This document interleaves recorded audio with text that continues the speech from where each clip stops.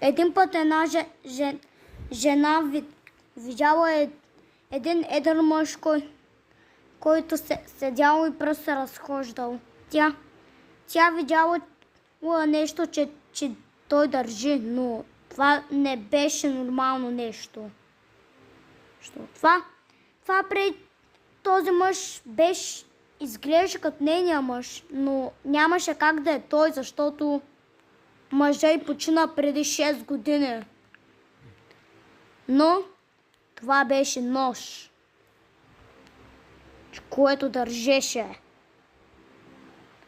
Това беше мъжът й. Ама мъжът й умря. Ама не по нормален начин.